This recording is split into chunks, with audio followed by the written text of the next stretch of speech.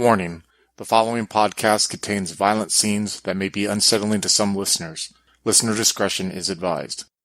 In 1999, the walls of hell cracked, and fallen angels condemned to an eternity in the abyss were suddenly able to flee. With no choice but to come to terms with the decaying remnants of the paradise they helped create, these escaped fallen must now decide whether they will rebuild their masterpiece or burn it to a cinder. Hello and welcome to Demon the Fallen, Fragments, a Demon the Fallen game set in Rochester, New York, in the year 2001. This story features the character of Azoth, played by Tillman, Arakel, played by Rebecca, Brawlman, played by Adam, and Abathar, played by Slavic. If you'd like to reach out to us, you can find us on Twitter at twin_cities_VTM, on Facebook at Twin Cities by Night, and on Discord at Twin Cities by Night. Greetings, ladies and gentlemen, and welcome to Demon the Fallen Fragments, Session 3. As you may recall, we ended our last session with 3 of the characters, Arakel, Brawlman, and Abathar, also known as Esme, Lauren, and Lily, on their way to the nearest homeless camp in the city of Rochester in search of a woman named Claire Phillips. Azoth, also known as Oliver, was out of town at a convention in Toronto, where he was hawking snake oil and other, herbal supplements and other, liver-destroying compounds. And he is on his way back home and will be arriving very, very shortly. We will begin today's session with Oliver. So, Tillman, you ready? Yep, let's go. All right. So, Oliver is coming in from the west. He has crossed in the early morning hours into Buffalo, New York, from Canada. And he is taking the New York State Thruway east towards Rochester. As he leaves Buffalo, he has a slight feeling of impending doom, but he can't quite place it. As he gets closer and closer to Rochester, maybe about an hour outside the city, he starts to feel a light pressure in his head. It feels like a mild headache, or if someone has turned on TV static, and it's just in his brain, just non-stop.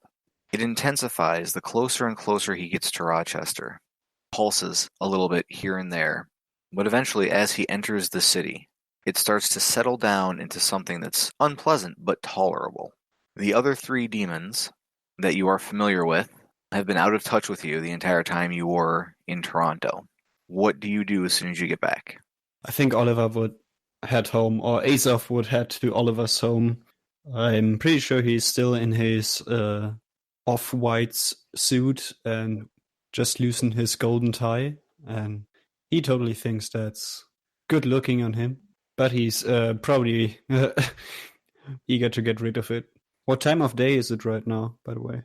It is about, depending on traffic on the QEW, it's about a 4-hour trip from Toronto to Rochester. It takes about an hour and a half to get from Rochester to Buffalo alone. We will say it is probably early afternoon. Okay. So yeah, his plan is to get home, drop all his things off, probably give a call to these, I forgot, did we have names for, he had like a couple or at least 2 people helping him with the company, and I think Azoth is still very much overwhelmed with this whole business thing, but he understands it's important, kinda, and he just gives everything that he remembers from the meeting in Toronto to the 2 people he knows, and they will handle it somehow. That's how it works. Okay. I don't believe we ever gave them names, but as Oliver starts to dial, there's a knock on his door. Azoth hangs up the phone, goes to the door, opens it, and who's there? There's a young woman there holding a fairly large book, and she looks at you, opens the book, leaves through it for just a moment, slaps it shut. So you're Azoth. Azoth closes the door.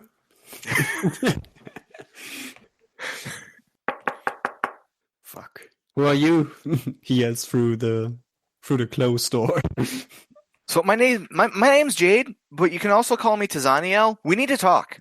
Can I do a roll to find out if I know her demon name specifically? Give it a willpower roll. That's what we've got, Okay. gentlemen. Only one success, I think. Okay, yeah, you have sort of a vague memory of her as, well, she's a fiend.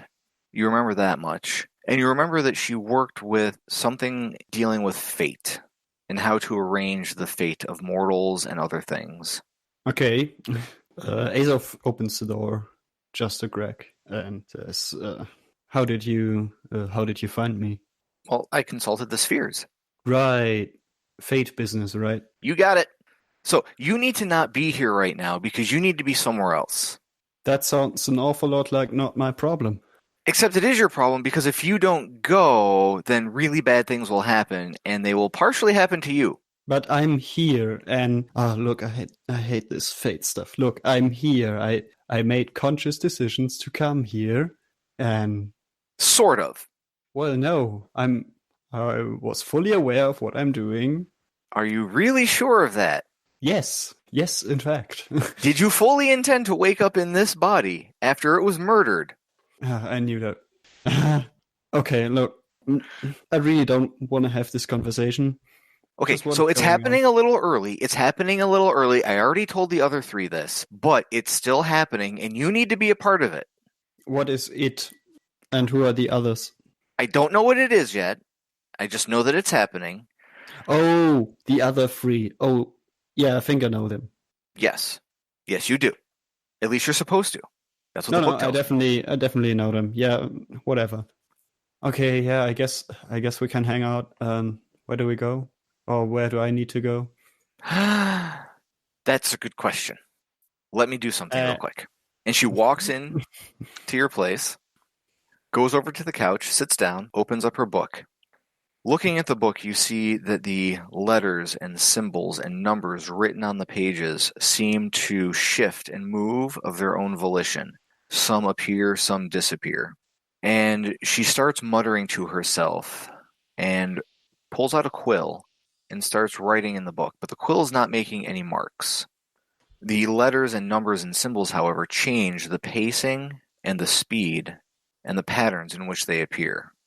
So very quickly, one pattern will appear on the left-hand side of the left page. Then very slowly, another pattern will appear on the right-hand side of the left-hand page. Some of these patterns walk from one page to the next and back again. Some of them seem to skip around a little bit. Eventually, they sort of coalesce into this unusual teardrop shape that part of you recognizes it's a teardrop. There's a line, a squiggly line going vertically through it. It might almost be a map. There's some veins crisscrossing the teardrop that have somewhat geometric patterns to them. And she starts circling the quill closer and closer to a particular point. And then she looks up at you. You should probably go downtown. You should park at Corn Hill and take a walk. Take a walk. Yes, I would suggest walking along the river, but maybe on the other side from Corn Hill. Okay. Do you want to come with me? I can't. I have to be somewhere else right now. Well, Figures. shortly. But maybe it is right now. I don't know. Things are happening faster than they should, and the schedule is not going as it really needed to. Okay. I guess we need to hurry. No, you need to hurry. I need to go somewhere else. So put your pants on, and I will see you later. And with that, she slams the book closed and walks out, leaving the door open behind her. Azoth closes the door behind her and picks out some less fancy clothing, probably some jeans or whatever. All right. And he kind of accepts his fate and gets on his way to, what was it, Cornhill? Cornhill, yes. By the river. Because demon business sounds a lot more interesting than anything else. So while you are driving, I will slip over to the other three. I believe all three of you are traveling together, if memory serves. Yes, Esme has taken everybody in her car. Okay. Lily's cell phone goes off. Hello? Lily, where are you? In a car? You recognize the sound of her ex-husband's voice. You do realize you're supposed to be at a dance recital right now, right? Right. Oh, I'm so sorry. Just something came up, work. Work? This was the problem to begin with. You Do know, you not remember? That and the drugs. I really don't have the time for this. I'm really sorry. You don't have... Fine, whatever. And he just hangs up. I wanted to hang up. Is everything okay? Yeah. It's fine. By the way, what's this dance recital thing? I assume Lily knows about it, at least, vaguely. Yeah, her daughter's in a dance class, and, this is a dance recital day. The kids get up on stage in their little costumes and outfits, and they're sloppy, but it's adorable because they're young, and all the parents get to see them getting better over the years as they continue to practice. Could we perhaps make a small detour? Where do I need to go? I sort of say the address or wherever the recital is. All right, and then Esme will sidetrack us by taking us to the Lily's location. Take that, fate. Okay, so you guys were driving from the 19th Ward along Brooks Ave up to Ford Street. Instead of continuing on towards the homeless encampment downtown that is fairly well known, you instead go up Exchange Boulevard, end up taking that up to State Street, and, well, I'll dispense with the details, but Esme recognizes the area that they're heading towards, and so does Lauren. In fact, as you pull into the parking lot of the Hungerford building, Lauren recognizes this, or should I say, Brawlman recognizes this as where he woke up inside Lauren. So this is like where I live then? Yep. Okay. And there is a small dance studio right on the edge in one of the lower levels. We're right by my house. Great. Lauren, perhaps you and I can distract ourselves while Lily does what's required of her. Yes, of course. I'd be happy to perhaps show you my apartment. Suit yourselves as Lily goes towards the dance recital. Okay. The dance studio itself is very unassuming on the outside. It looks like it is built into the old loading dock of this industrial building. There's a wall that was clearly for trucks to back up to for loading and unloading, which is now a large window. And opening the door, there's a short hallway. The office is on the right with the window. And there's all these various posters for adult lessons, salsa, tango, a lot of swing dancing sessions. The main room has two large columns coming up through the floor, made from concrete. The far wall on the right-hand side is all mirrors, and there's about a dozen little girls in, tights, skirts, and tight shirts. Various, it's sort of a hodgepodge of outfits, all showing off their various moves. Some are doing, trying to do ballroom steps. Some are trying to do ballet steps. And of course, there's, folding chairs for all of the parents to sit at. And standing against the wall next to a table talking with another father is Lily's ex. And as Lily walks up, this is like the fifth one she's missed. It's constant with her. I don't know what the hell has happened this past year, but she is just out of her mind. Oh, please, Ron. It's not like you've been to any before the divorce. We're not going to get into that here. We are here for our daughter, and that's it. Right. At least she showed up this time. And we will cut to Lauren and Esme as they go up to Lauren's apartment. So I'm kind of just leading Esme up to where my door is and sort of showing her different things along the way. And when we finally get to my door, I'm going to point to the next door over to mine. This is where my neighbor Brian lives. He plays in a band. Lauren has had some fun memories with him, but mostly he gets on her nerves. Well, Oh, for what? just just living too close to somebody. It's hard for all humans, I guess. Well, anyways, let's go inside. And I unlock the door, and I kind of just open it up, and I motion for her to go in first. And Esme will walk in. kind of surveying the room around. And you know, for your neighbor, if you'd like, I can set you up a chart to help you not aggravate them as much, or them you, or as she's starting to get distracted by Lauren's room. It sounds like someone is either tuning or otherwise fiddling around with a bass guitar in the next room. A whole lot of strumming. Occasionally the sound of a cymbal comes through the wall, but no actual music. It's always like this. That sounds distracting. You should live somewhere else. Well, no, it's fine. I appreciate what Brian does, or Lauren appreciates what he does. Well, he's not the worst. Anyways, if you'll have a look around, you can see some of the things I've been working on, and all around the room there'll be like half-finished projects, basically, and just like tools strewn about everywhere. Lots of like metalworking stuff, hammers, lots of just like dust and, kind of like debris on the ground as well. Esme will go towards one of the unfinished metalworking projects and pick it up delicately between her hands, rotating it around. You've mentioned Lauren several times. Does she still speak to you? I feel her. I always feel her. She's a part of me, a part of who I am now. Before I was just me, stuck in an abyss. And now I'm not, and I'm with her. She was a maker, like myself, like yourself. Looking visibly upset, Esme will put the creation back down and turn squarely at Lauren.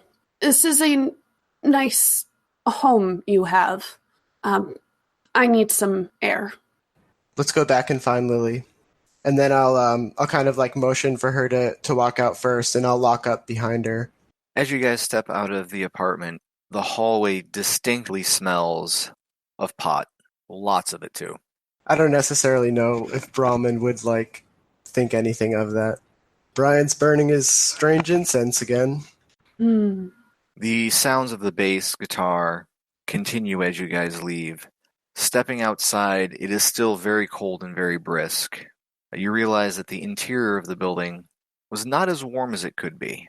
Walking across the parking lot towards the dance studio, you see a few people hanging around outside smoking cigarettes. To the left, there's a small loading dock that looks like it's been converted into some sort of garage. A few guys are working on a motorcycle, smoking cigarettes and sharing beers. I would be trying to just walk right past them into wherever I saw Lily go into. As you walk past, you hear a few catcalls. Nothing particularly offensive.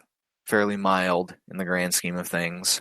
You climb the stairs to the dance studio, you open the door. You hear the noise of children. You hear some music going. And you see Lily standing there talking to a rather tall gentleman who looks very unhappy. And Slavic, looking at you, Lily and her husband, or her ex rather, have continued to argue in hushed tones, trading barbs back and forth, I imagine, or at least he's intending to do so. At a certain point, if let's just call Lily's child Annie, okay, she'll just tell Ron to shut up when she can see her. No arguing in front of the kid. And Ron will, of course, turn back. Look, I'm not the one who forgot her at daycare, okay? I'm not the one that she found passed out on the couch from God knows what combination of drugs. Are there any water pipes above him? Can I feel water somewhere? Yes, you can feel water flowing through the floor below him. Okay, then. I'll use Lore of the Storms to summon the water out and make it burst through the pipe and make him wet. All right, roll. Stamina plus survival. Difficulty 6. Oh, and I'm going to go ahead and pop a willpower on this because this is important stuff. Okay. There we go. Okay, 2 successes, which should be enough to summon a shower of water. Let's see here. So there's this weird groaning sound that ends with a loud crack as a pipe pops up through the floor, snapping some of the wooden slats in the floor, and just sprays Ron with water. God, son of a... What the hell? Staggers back against the wall, slips, knocks a chair out of his way as he slides out of the spray of water. The kids, of course, start laughing and shrieking, "Oh my God!" And other parents are like hustling to move away from the water. And the head of the dance studio comes out, "Oh my God, oh my God, oh my God, what are we going to do?" She runs into the basement, down a set of stairs. And after a few minutes, the water starts to ebb and eventually dry up. The woman running the studio comes back upstairs. "I'm sorry, ladies and gentlemen, but we're going to have to end it here. I need to call a plumber. So thank you for coming. We appreciate your participation, and I hope you have a lovely rest of the weekend." And then she sort of politely hustles everyone out the door. Are you okay, Ron? Yeah, I'll be fine. And yes, that is where Lauren and Esme come in. Ron's standing there sopping wet. He goes over to get Annie, hands her coat and her boots. Annie runs over. "Mommy! Mommy!" "You're Hey, still Annie." not my real mommy." Yeah, but I have chocolate. "Yes, you do. Where is it?" Lily sort of takes out chocolate from her purse and saying, "Yeah, milk, just how you like it." "Thanks, Mommy." Sort of. And she just grabs the chocolate and runs back over to Ron. Nice kid. Then she runs back over. "That was really funny." And then runs back to Ron. Sort of laughs at her. So, I assume you'll be taking her then, Ron? "Yeah, it's my weekend." Yeah. Just remember not to let her eat too much chocolate. Why do you keep giving it to her in the first place? Well, someone has to, but, it's also about self-control. She's a child. You know what? Never mind. We're just going to go. Back Come on, in Annie. my day, Let's go. "Coming, Daddy." And they leave. And after a few minutes, it's just the three of you, puddle of water, and a very frustrated dance studio owner. Oh, you should probably check if this building's still up to code. The landlord was here not that long ago, and he double-checked everything. I think that there were some complaints from the other side of the building. Old pipes. Terrible issue. I know this from personal experience, I deal in real estate. Terrible and expensive. Well, if you'll excuse me, I need to, close up and get some stuff taken care of, so if you wouldn't mind... Oh, yeah, of course. Have a nice weekend. Thank you. And the dance studio owner, she's an older woman in her late 50s, long black hair, wearing a very flowery hippie dress, storms into her office and slams the door as you guys leave. Very angry hippie. And now you are in the parking lot. I suppose we can go to the homeless encampment now. Yeah, we can go there, but wasn't that a bit much? It's the most exciting thing these people saw in a decade, probably. World is so boring sometimes. Lily gets the side eye from Esme as she opens up the car and has a seat in the driver's spot. Lauren mentions to Lily as they are walking towards the car, "I didn't realize you had a family." Well, Lily had one, so I'm sort of stuck with them. The child is nice, but the ex-husband gets on my nerves. And I just open the door and sit myself down in the back seat. But he doesn't even know how to hunt. Not that many people in the cities do anymore. A shame. And with that, we will head to the homeless camp. Okay. Now, Esme and Lauren naturally sensed that Lily used a lore to cause that to happen. Across town, however, Oliver, can you give me a perception plus alertness roll, difficulty 7? Sure. Somewhere to the northeast, someone used a lore. The northeast of your position. Now, this happens. You sense this as you are walking around. Where do you go after you park at the Cornhill area? Well, you were saying that Azoth is feeling uneasy as he entered Rochester, right? Yes.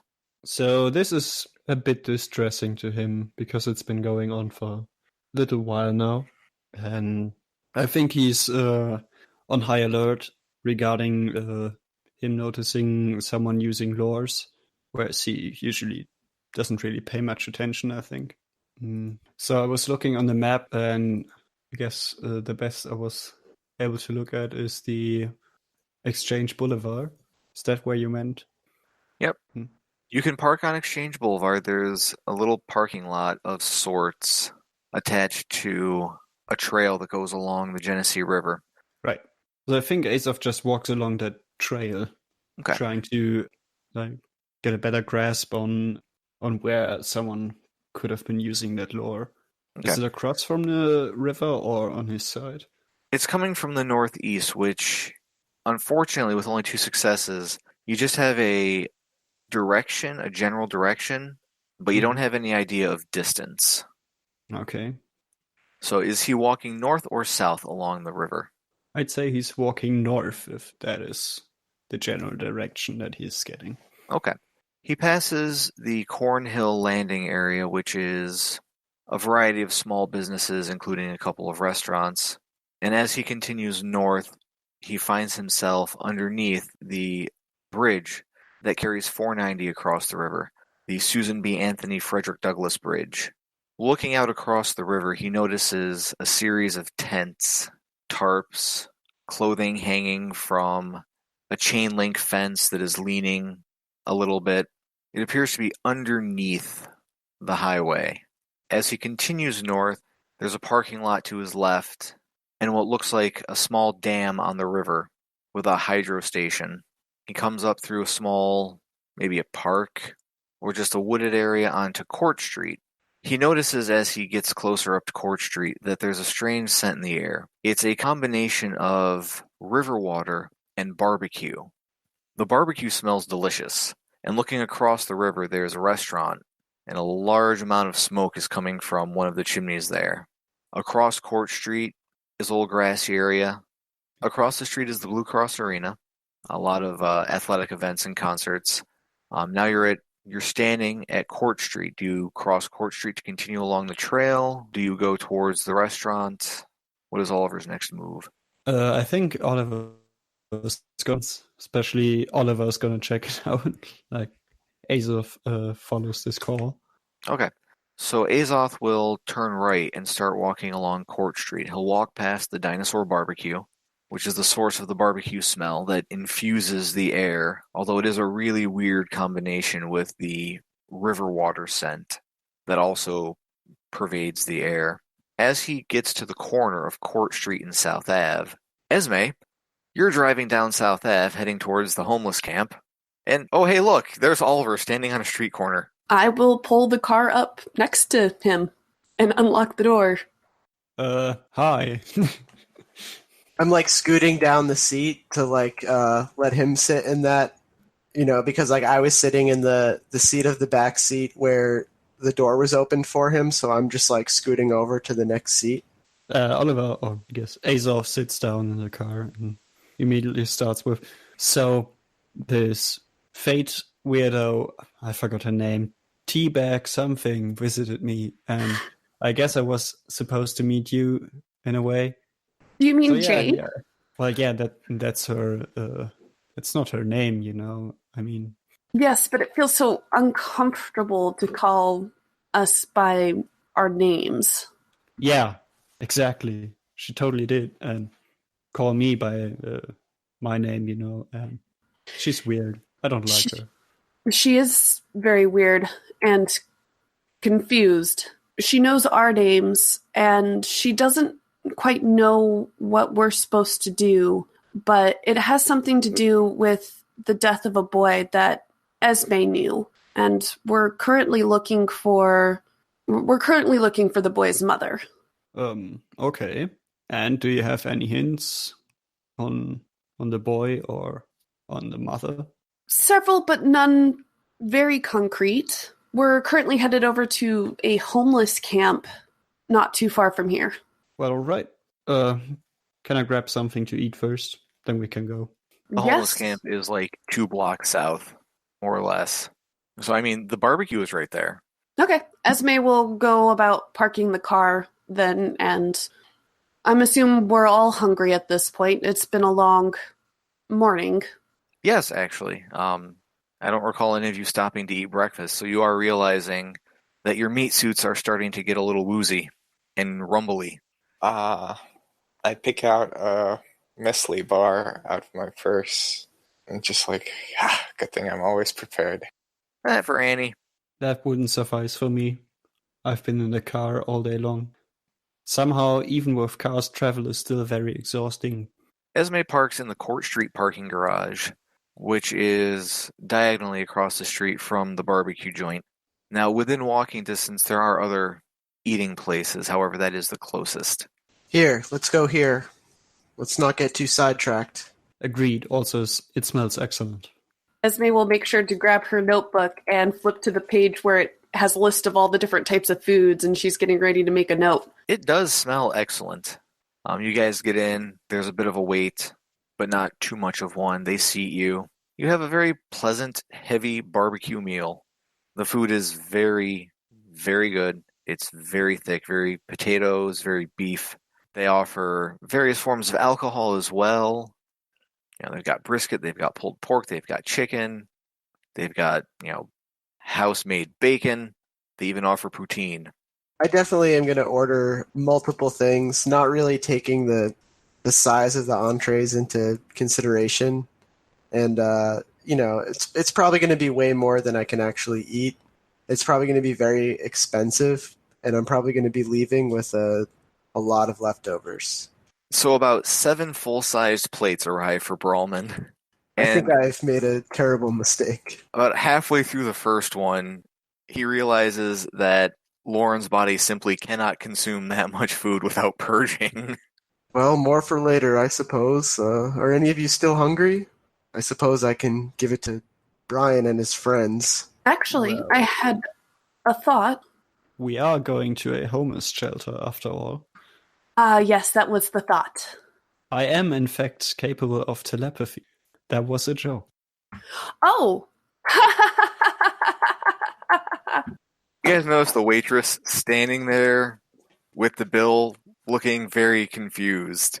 Lily's just, yeah, I'll pay it. Right. You guys take cards, right? Yes, we she do. Takes out her platinum. No, card or I whatever. insist that I pay myself. I'm also fishing cash out of my purse, like I've seen I'll people just do. give her the card. So, do you guys want it split 3 ways or 4 ways, or Don't split it. I'll just pay for it all. You're sure? She's I'm looking sure. at the others, very uncertain as to what the hell is going on here. I'll tip you 30%. We'll be right back. I look at Lily intently. This is something else I've picked up on TV. The man is always the one who pays. You can't do this. That's just on dates, dear. But I'm sure you'll get a hang of it soon. Esme will make a Really? note of that in her notebook. Azoth looks very, very confused and Can I get a perception alertness roll from all of you, please? Difficulty 7. 1 success for me. Just One for me. Yeah. Echo with 3. Okay. All of you who got 1 success feel a supernatural effect go off while you're sitting at the table. Becca, with your 3 successes, you know that the supernatural effect came from the west and that it is fairly close. In fact, it's within walking distance, maybe less than a mile. There's no static effect, though. This is just a pulse of supernatural energy. Esme will sit up in the booth facing the direct direction in which she felt it and just squint her eyes trying to focus on the feeling. So she stands up, ramrod straight, staring off to the northwest, which incidentally is a wall in the restaurant, just as the waitress walks up with the card and the check for Lily. Are you okay, ma'am? Yeah, she's fine, as I take the card. The bathroom, where can we find? Oh, it's right down there. And she points. Right, and okay. I push her in the direction. Yes, restroom. Okay. And Esme will walk off in that direction. Okay. The poor waitress waits patiently for the signature and then walks off with a very confused look on her face. I just smile at the waitress. kind of give her like a shrug. What do you know? She just walks off and, goes to the hostess station real quick, says something to the hostess, and then shoots off to another table. Oh, hello again, folks. I'd like to tell you about the Facebook group we run called White Wolf and Onyx Path RPGs, Gameplay and Media. Have you ever wished you could have an easy way to find gameplay videos and podcasts, or just media in general that deals with your favorite White Wolf role-playing games? Or have you ever wished you could find a forum to share gameplay that you have recorded? One that won't be drowned out by random posts and discussions, so that your media could get the attention you deserve. The group is specifically run with the sole intent of it being a one-stop shop for people to view or share media involving the games we all love. We take thorough steps to ensure the page does not become cluttered and is easy to traverse. The group is already immense and continuing to rapidly grow, with new media being shared every day. Stop on by. We hope to see you there.